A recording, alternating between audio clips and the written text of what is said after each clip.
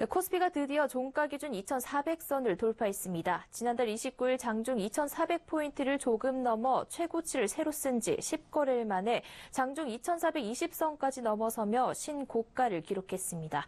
전문가들은 코스피가 꾸준히 상승 흐름을 탈 것이란 데는 의견을 같이 했지만 올해 안에 2,500선을 넘어서기엔 상승 동력이 부족하다는 목소리도 나옵니다. 오늘 투데이 포커스에선 하반기 코스피가 얼마나 더 오를 수 있을지, 개인 투자자들은 어떤 전략으로 투자에 나서면 좋을지 김성훈 기자와 이야기 나눠보겠습니다. 안녕하세요. 네, 안녕하세요. 네, 코스피가 드디어 종가 기준으로 2,400선을 넘어섰는데요. 먼저 오늘 시황 어땠는지 소개해 주시죠. 네, 코스피는 어제보다 0.74% 오른 2,409.49로 마감하면서 종가 기준 2,400선을 돌파했습니다. 장중에는 2,420선까지 넘어서는 2,422.26까지 올라가면서 최고치를 갈아치웠는데요. 이달 들어 2,400선을 목전에 두고 주춤했던 코스피가 이처럼 오름세를 보인 것은 미국 연방준비제도가 자산 축소를 점진적으로 이행하겠다고 밝혔기 때문인 것으로 분석됩니다.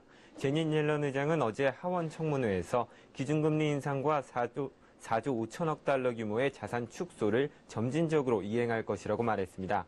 오늘 한국은행 금융통화위원회에서 올해 성장률 전망치를 2.6%에서 2.8%로 상향 조정한 것도 지수 상승에 긍정적인 영향을 미친 것으로 보입니다. 네, 코스피가 하반기에 더 오를 것이라는 전망에 힘이 얻고 있는데요. 상승 전망에 대한 근거는 어디에 있습니까? 네, 코스피 지수를 끌어올릴 것으로 생각되는 가장 큰 요인으로 지목되는 것이 상장사들의 실적입니다.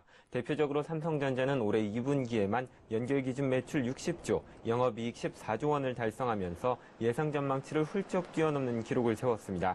시가총액 2위인 SK하이닉스도 2분기 영업이익이 3조 원을 돌파할 것으로 전망되면서 상장사들의 실적 개선이 지수 상승으로 이어지는 이른바 실적 장세가 펼쳐질 것이라는 분석이 나옵니다.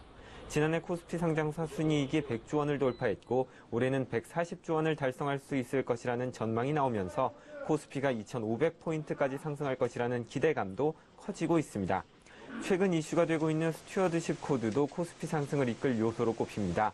전문가들은 스튜어드십 코드 도입으로 기업 지배구조 개선 움직임이 활발해지고 한국 증시 저평가가 완화되면 코스피가 연중 2,550포인트까지도 오를 수 있다고 분석했습니다. 코스피 지수가 각종 지표에 비해 아직 저평가되어 있다는 점도 지수의 상승 여력이 남아있다는 근거가 됩니다. 신한금융투자에 따르면 지난 6월 말 기준 GDP 대비 코스피 시총 비율은 93.4%인데 사상 최고치인 97.3%까지 약 4%포인트가 남아있는 상황입니다.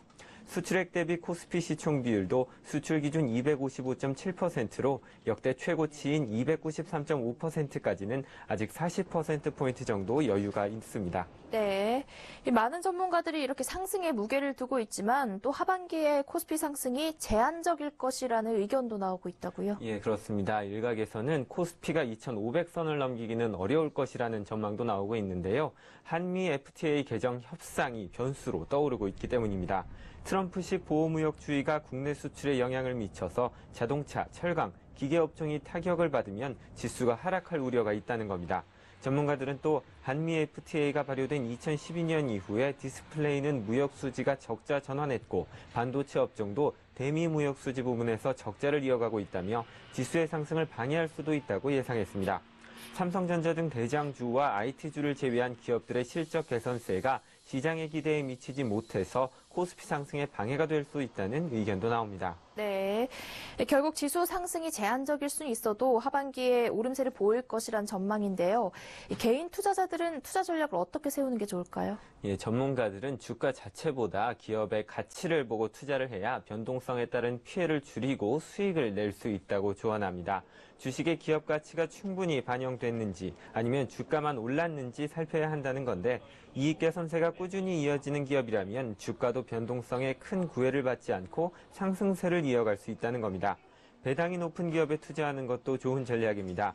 스튜어드십 코드 도입과 문재인 정부의 재벌개혁 기조로 주주 환원 정책을 펼치는 기업들이 늘고 있기 때문입니다. 네, 코스피 2,400시대 전망과 투자 전략에 대해 김성훈 기자와 이야기 나눠봤습니다. 고맙습니다. 감사합니다.